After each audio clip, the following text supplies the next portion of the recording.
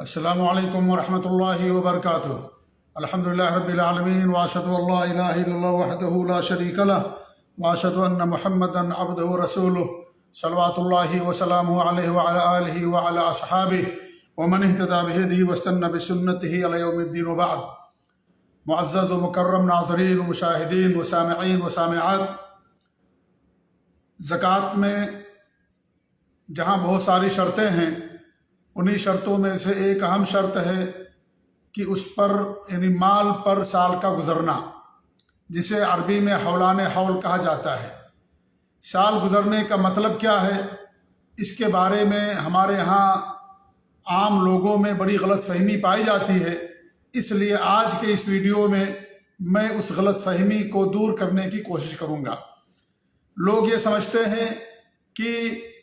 اسی مال میں زکوٰۃ ہوگی جس مال پر پورے سال کا عرصہ گزر جائے گا۔ یہ بات اپنی حد تک تو صحیح ہے، لیکن یہاں مشکل یہ آ جاتی ہے کہ ایک آدمی کے پاس مال ہوتا ہے اور سال گزرنے کے دوران اس مال کے اندر اضافہ ہوتا رہتا ہے، تو جو اضافہ ہوتا ہے یا جو اس مال کے ذریعے سے انسان کو منافع ملتا ہے، کیا اس کو بھی اصل مال کے ساتھ شمار کیا جائے گا،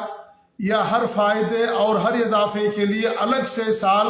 کا انتظار کیا جائے گا؟ یہاں آ کر کے لوگ غلط فہمی کا شکار ہو جاتے ہیں اور یہ سمجھتے ہیں کہ ہر مال پر، ہر منافع پر، ہر پیسے پر سال کا گزرنا ہونا چاہیے۔ جب تک سال نہیں گزرے گا اس پر زکوٰۃ فرض نہیں ہوتی ہے۔ تو میرے بھائی، یہ بات غلط ہے۔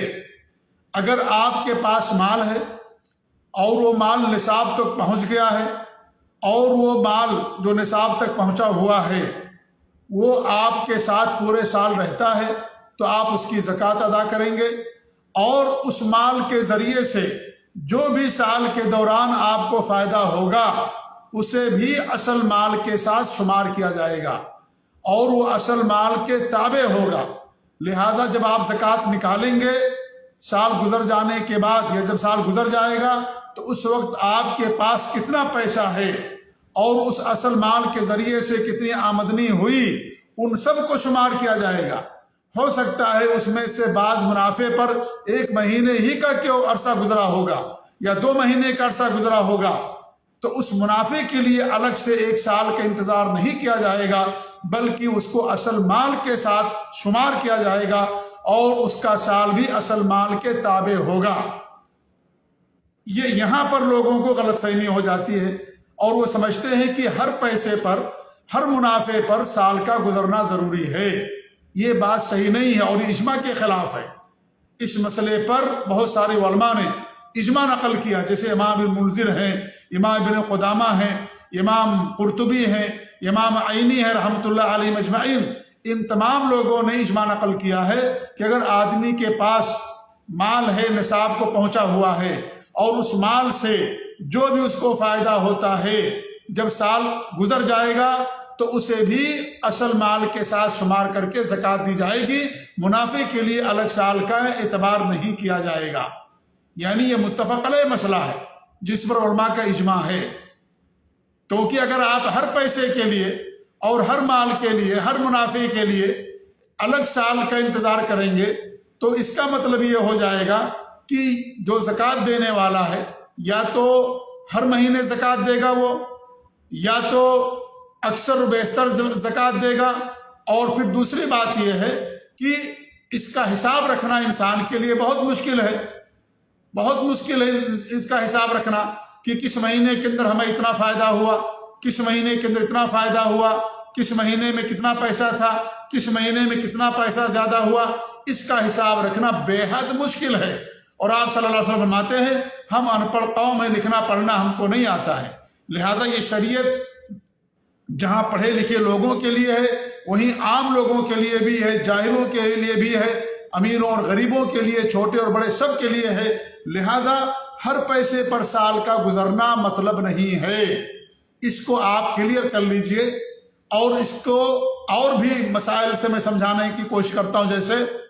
انسان جانور کی زکوٰۃ دیتا ہے، یہ سب دلائل ہیں جو میں آپ کے سامنے دے رہا ہوں۔ پہلی دلیل اجماع ہو گئی، دوسری دلیل یہ ہو گئی کہ اس کا حساب رکھنا انسان کے لیے بہت مشکل ہے۔ ناممکنات میں سے کہ انسان ہر پیسے کا حساب رکھے، اور اگر ہر پیسے کا حساب رکھے گا اور اگر کوئی کر لے جاتا ہے تو اسی صورت میں اس کو گویا کیا تو ہر سال بھر زکوٰۃ دینی پڑے گی یا سال کے اکثر و بیشتر حصے میں اس کو زکوٰۃ دینی پڑے گی۔ تیسری بات یا تیسری دلیل یہ ہے کہ جیسے جانور کی زکوٰۃ ہوتی ہے، جانور کی زکوٰۃ میں بھی سال کا پورا ہونا شرط ہے، لیکن جب جانوروں کی زکوٰۃ دی جاتی ہے تو جانوروں کی زکوٰۃ دیتے وقت صرف سر گنے جاتے ہیں، جانوروں کی عمریں نہیں پوچھی جاتی۔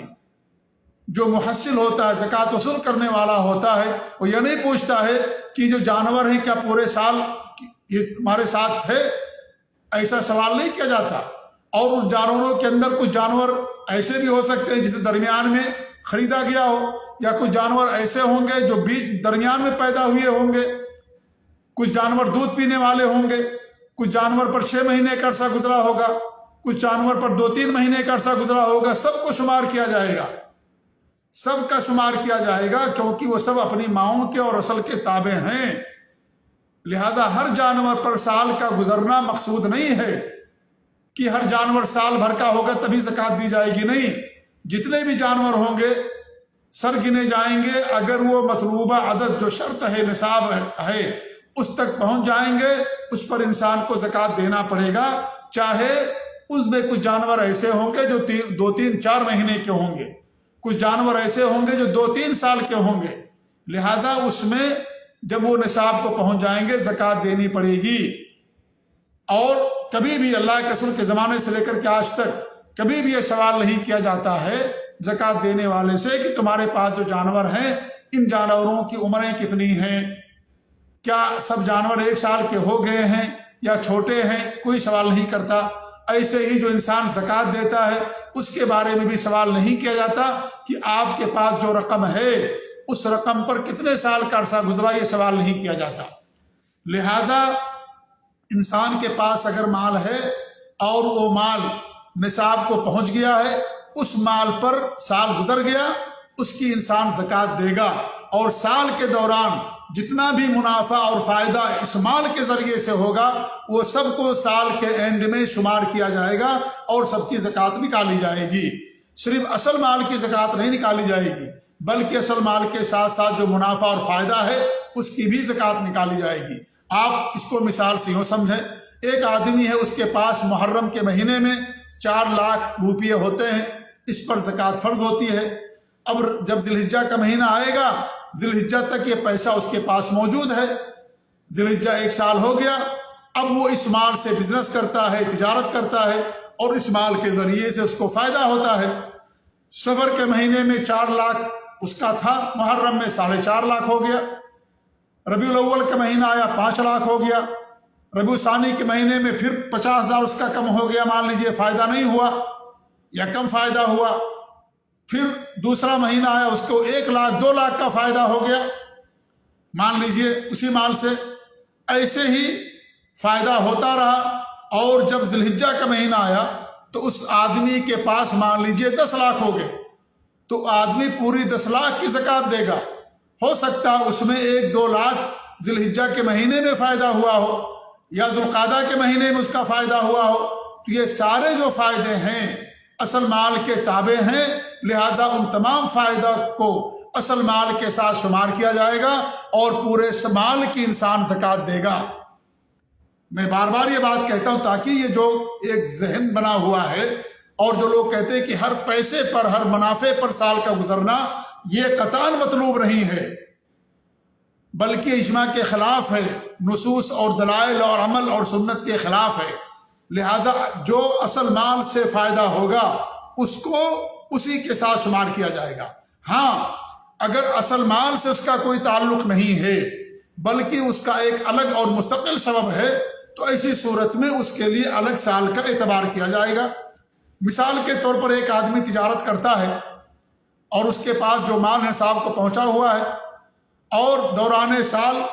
اس کو وراثت میں 5 لاکھ مل گئے، مان لیجئے اس کے والد کی یا کسی کی وفات ہوئی